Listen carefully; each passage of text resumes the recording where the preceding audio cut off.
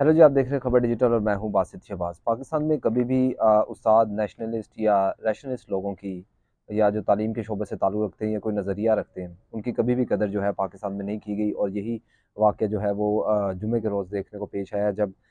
GSN के कारकुन, समाजी रहनुमा और उस्ताद जो थे हिदायत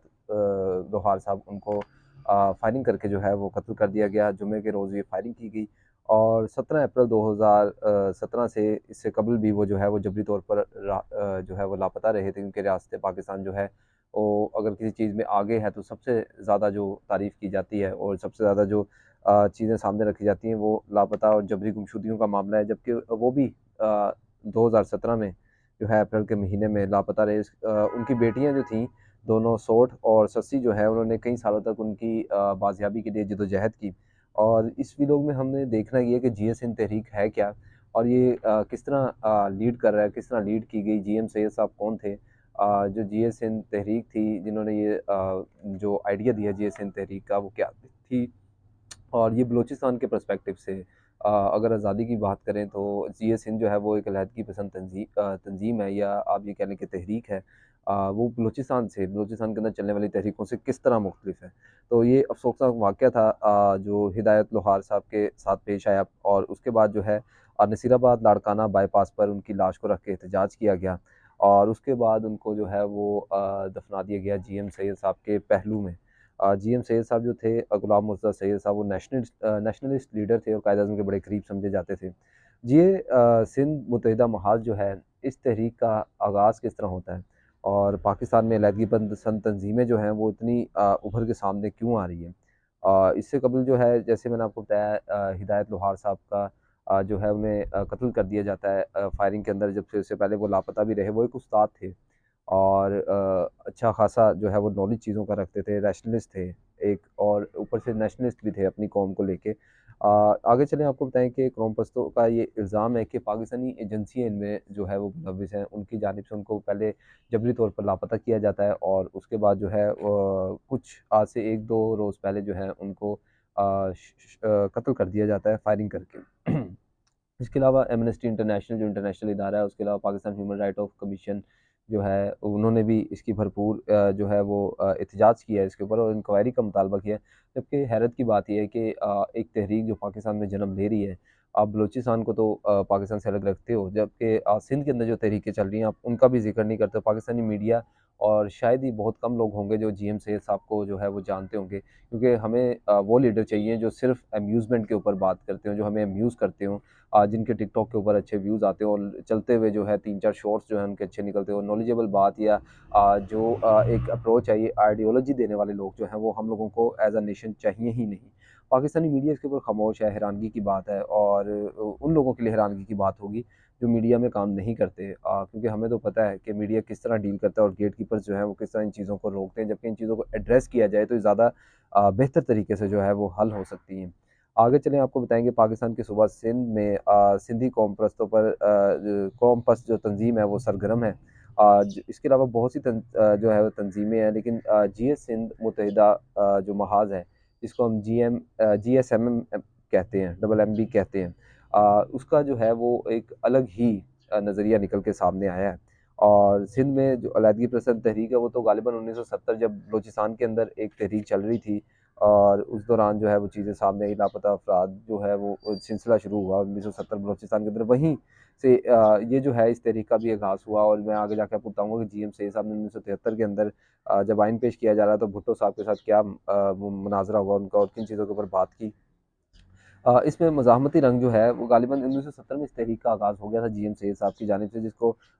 जीएस हिंद जो महाज़ था उसको अव्वल कहा जाता था। और अब जब 2002 में और 2000 में जब ये तहरीक परवान चढ़नी शुरू हुई, और तो इसमें वही चीज़ें ऐड थी जो जीएम सैयद साहब ने जो है वो ऐड की थी, जिसमें सिंध की महरूमियत थी। लेकिन उसके बाद जाके इसमें कुछ लोगों की जानिब से जब इसकी बुनियाद रखी गई, तो इसको जो है वो 2002 में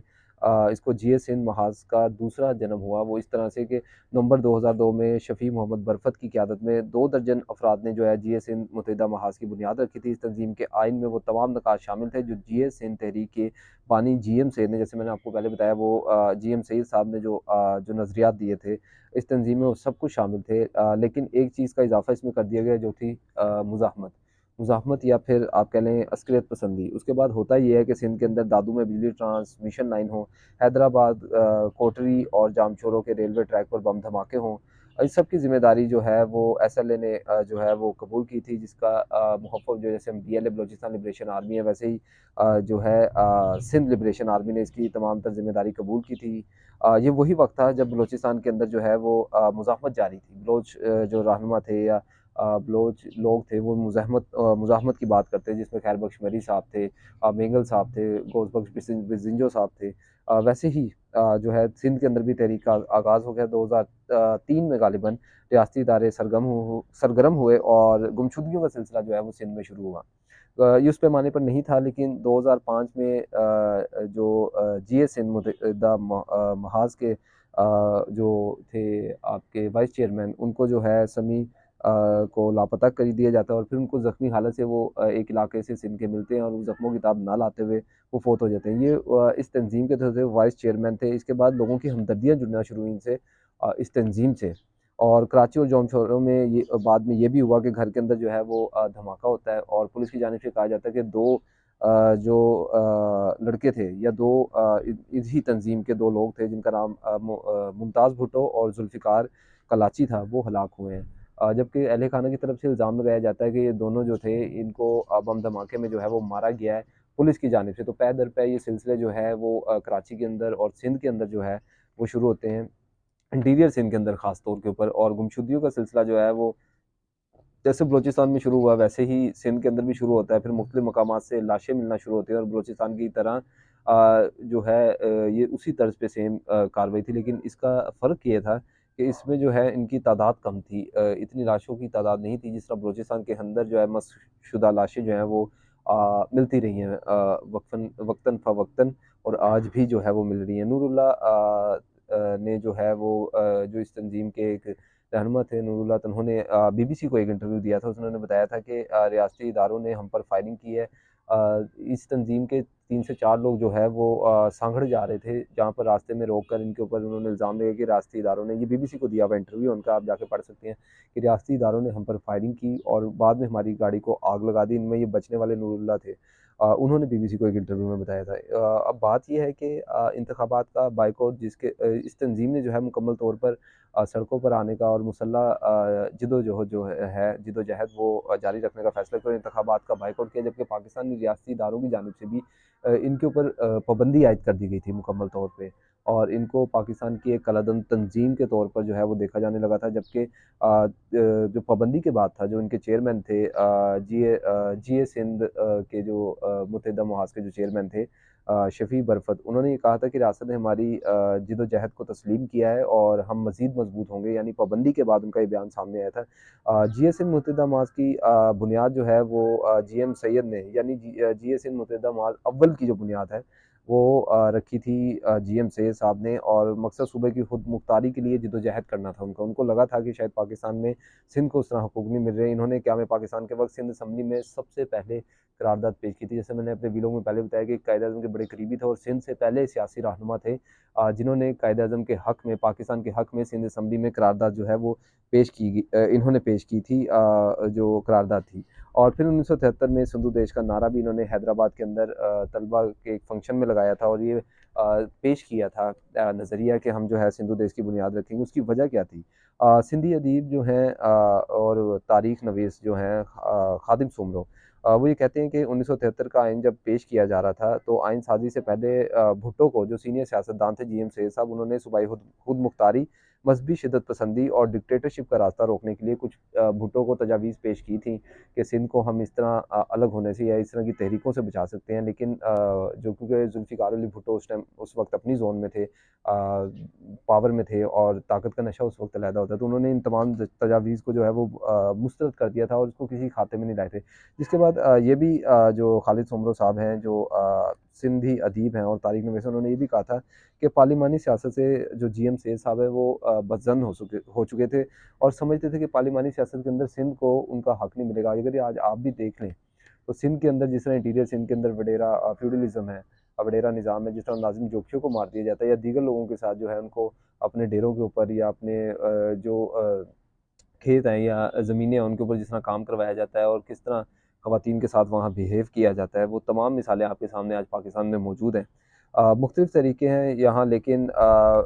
जो क्योंकि ये तहरीक जो है उभर के सामने आई थी और एक मुसल्लह तहरीक के तौर पे ये सामने आई थी और पाकिस्तान की जानिब से पाकिस्तानी रियासती इदारों के ऊपर इनके इल्ज़ाम भी थे और इन इदारों ने इनके ऊपर भी पाबंदी और कलादम इनको करार दिया था। लेकिन इसका मुआशी और सियासी पहलू जो है वो कतई मुख्तलिफ है बलूचिस्तान के अंदर, क्योंकि वहाँ पे एक अलहदा निज़ाम जो है, एक अलहदा तहरीक चल रही है और गालिबन सिंध के अंदर भी अलहदगी पसंद तंजीमें जो हैं वो सरगर्म हैं, अलहदगी पसंद तंजीमें जो हैं वो मौजूद हैं, क्योंकि उनको ये लगता है कि सिंध के अंदर जो है सिंध के लोगों को उस तरह हकूक़ नहीं दिए जा रहे, जबकि इनके लापता अफराद का केस जो है अभी भी जो सिंध हाई कोर्ट है वहाँ पे चल रहा है और गालिबन बहुत से लोग अभी भी इस तंजीम के लापता हैं और जो है ये चीज़ें फ़ेस कर रहे हैं। हिदायत लोहार जो है वो क्योंकि वीलो का आगाज़ हिदायत लोहार से हुआ था और हिदायत लोहार क्योंकि एक अलहदगी पसंद तंजीम के रहनुमा थे, इसका मतलब ये नहीं है कि उनको इस तरह रियासत कत्ल कर दी जाए। रियासत का सबसे बड़ा इशू और सबसे बड़ा मसला यही है कि रियासत ऐसे लोगों को टेबल टॉक पे बिठाने की बजाय उनसे जो वो मामला है वो तय करने की बजाय, बातचीत की बजाय एक मुज़ाहमत का रास्ता इख्तियार करती है और जवाबी मुज़ाहमत पर उनको कलअदम करार दे दिया जाता है। जबकि सिंध के लोगों की महरूमियाँ जो हैं वो आज भी वहीं बरकरार हैं, वही महरूमियाँ हैं जो बलूचिस्तान के लोगों की हैं, वही महरूमियाँ हैं जो GB के लोगों की हैं, इंटीरियर सिंध के लोगों की भी आज वही महरूमियाँ हैं। तो इस तरह की तंजीमें ऐसे माहौल में जन्म लेती हैं और वो मुआशरे को अपने मुआशरे के अंदर जो है वो चेंज बर्पा करती हैं और लोगों के अंदर शायद ये सोच बेदार करती हैं कि अब हमें रियासत से जो है वो अलहदा हो जाना चाहिए।